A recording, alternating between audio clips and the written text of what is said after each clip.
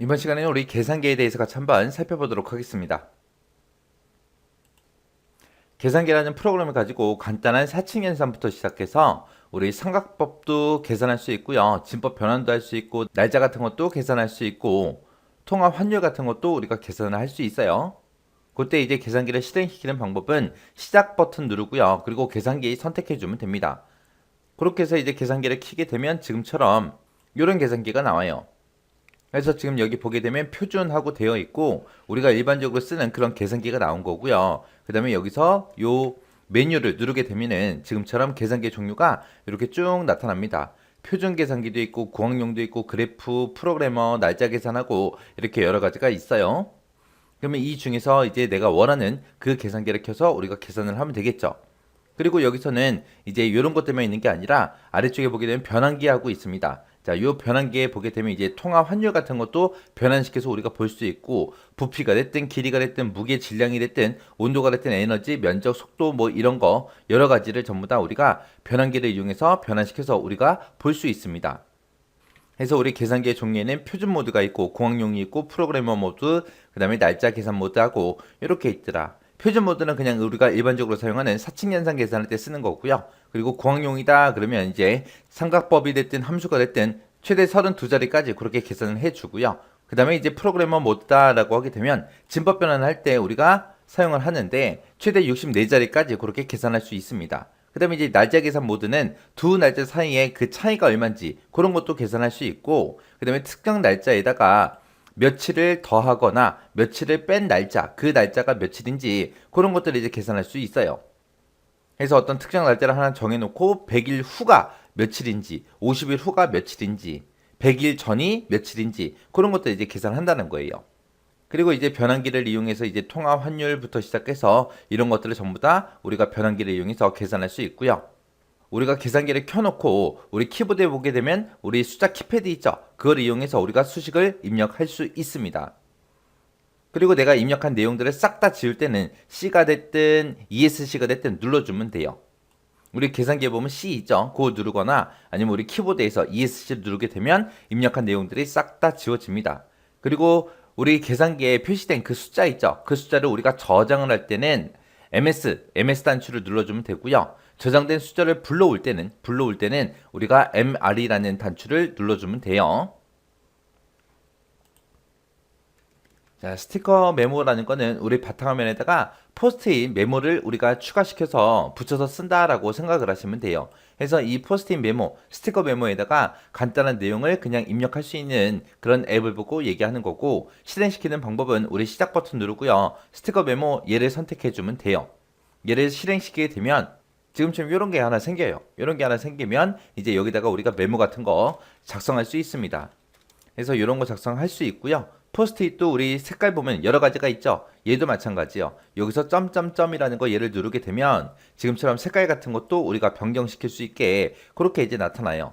그래서 색깔도 우리가 여러 가지로 변경시킬 수 있고 노트 목록 이런 포스트잇을 여러 개 작성을 했을 때 그거를 이제 목록으로 우리가 볼 수 있다는 거고요. 그리고 메모 삭제를 누르면 말 그대로 메모 삭제시킬 수 있어요. 그리고 내가 지금 이렇게 메모 삽입한 거에 대해서 이제 지금처럼 이렇게 굵게도 할 수 있고 그리고 기울린 꼴 그리고 밑줄 그리고 치솟선 그리고 글머리 기호 같은 것도 집어넣을 수 있고 이미지 그림 같은 것도 우리가 삽입할 수 있습니다. 이게 우리 스티커 메모예요.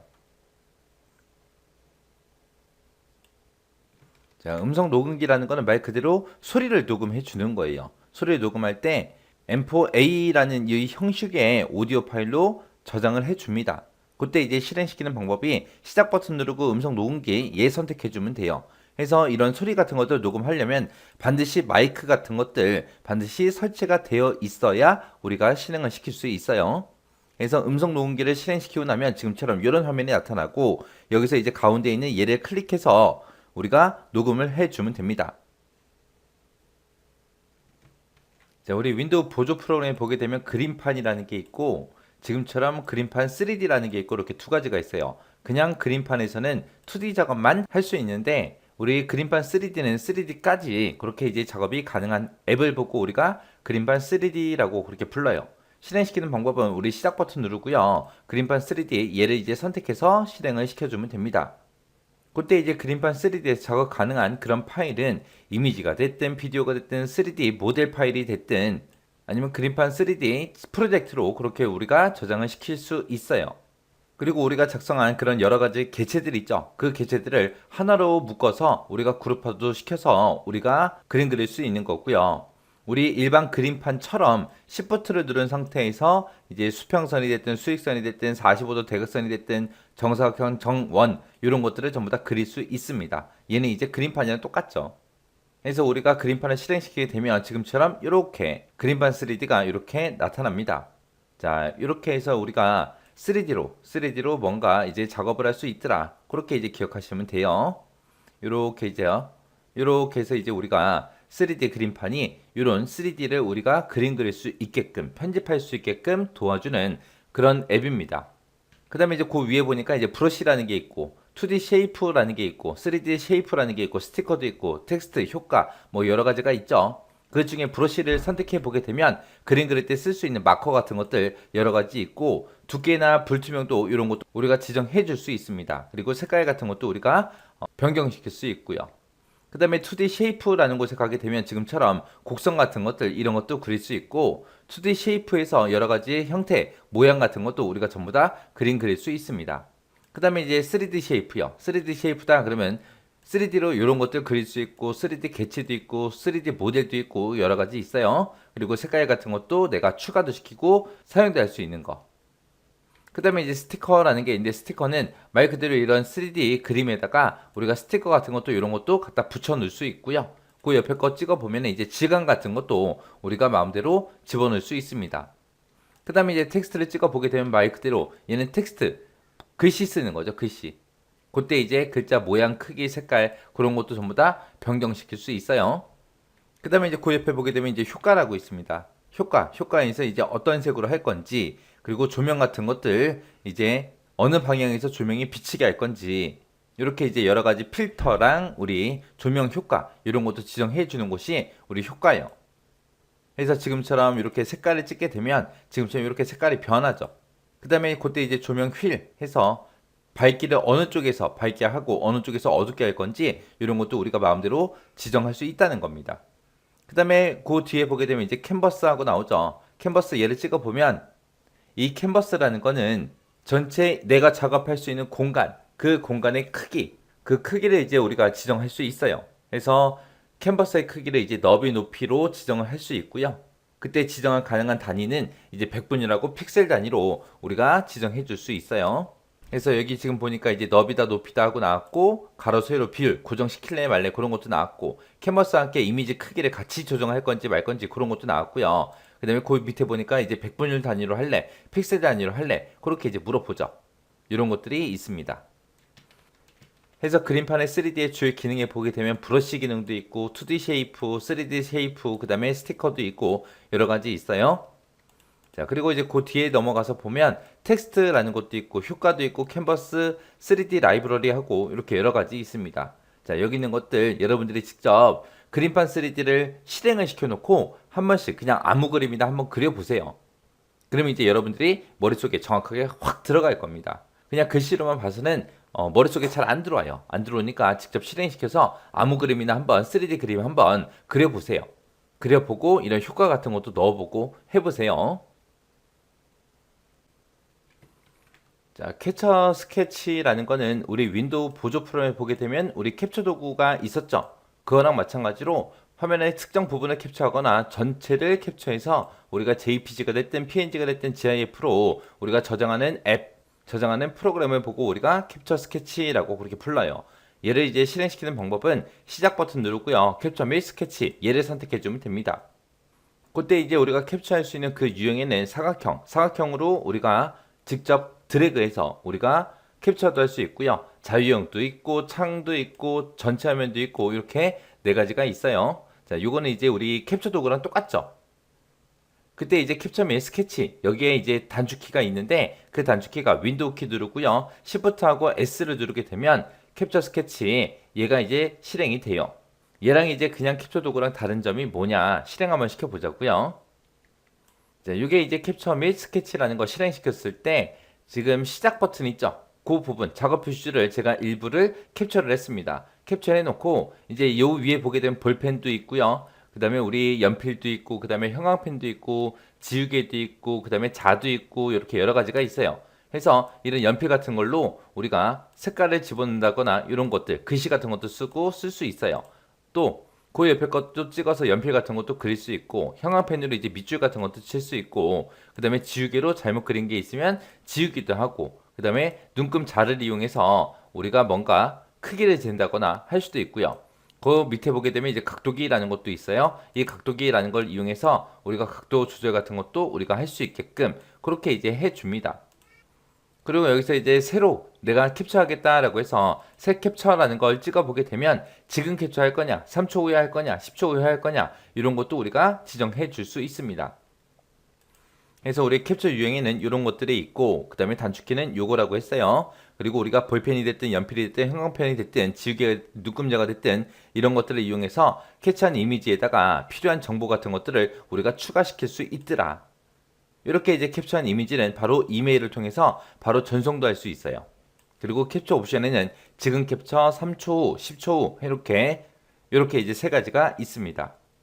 이런 게 이제 캡처 및 스케치요. 이것도 강의 끝나자마자 바로 실행시켜서 한번 해보세요.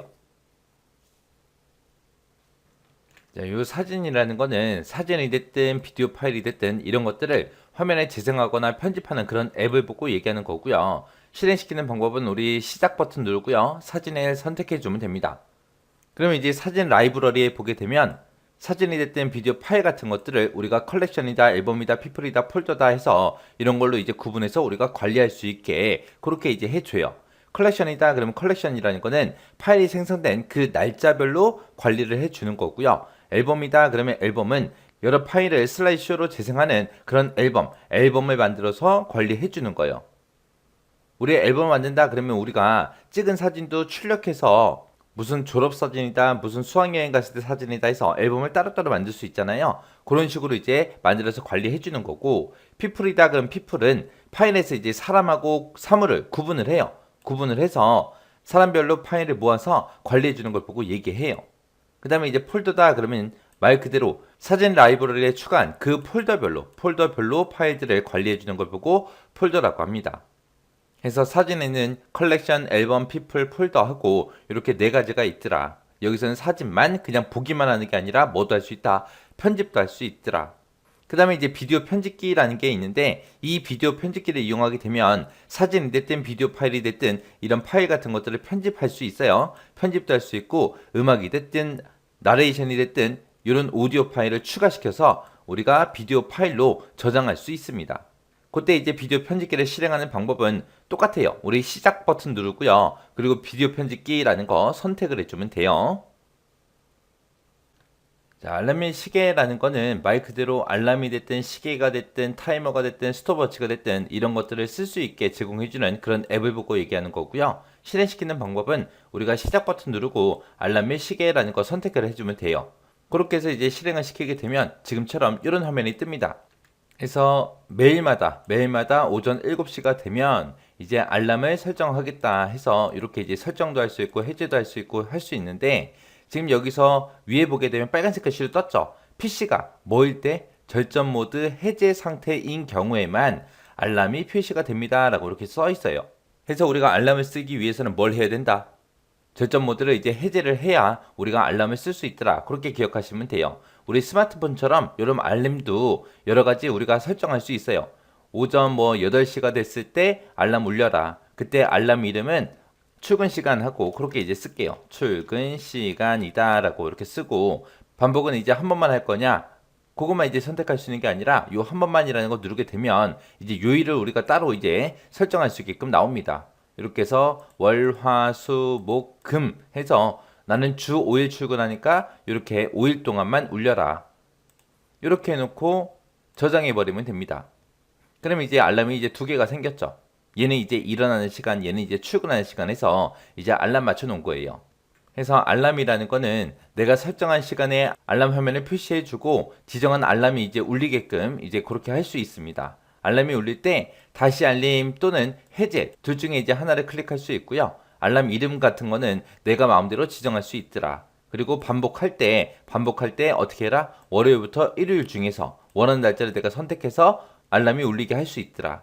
그때 이제 우리가 소리 같은 것도 지정할 수 있는데, 소리에 보게 되면 이제 차인벨도 있고요, 실로폰도 있고요, 화음이라는 것도 있고 여러 가지 있어요. 그 여러 가지 소리 중에서 이제 내가 원하는 거 선택할 수 있습니다. 그 다음에 이제 다시 알림 시간이라는 것도 있어요. 사용 안함도 있고 5분 후에, 아니면 10분 후에, 아니면 20분 후에, 30분 후에, 1시간 후에, 요 중에서 이제 내가 지정할 수 있어요. 요게 이제 알람이요. 우리 스마트폰 알람이랑 되게 유사하죠. 그 다음에 이제 시계 좀 보자고요. 시계는 특정 지역의 시간을 지역명, 요일, 표준 시간대와 시간차와 함께 이제 표시가 됩니다. 자, 시계 한번 보세요. 제가 시계를 클릭하게 되면 지금쯤 이렇게 이제 되어 있습니다. 지금 로컬 시간이라는 게 지금 현재 제가 위치한 한국 시간이죠. 그리고 이게 이제 홍콩 시간이고요. 이게 이제 LA 시간이에요. 그때 이제 시간이 표시될 때 오전 몇 시다, 몇 시다, 몇 시다 하고 그렇게 표시가 되고, 그 지역명도 이제 표시가 되고, 그리고 몇 시간 늦는지 그런 것도 이제 전부 다 표시해 줍니다.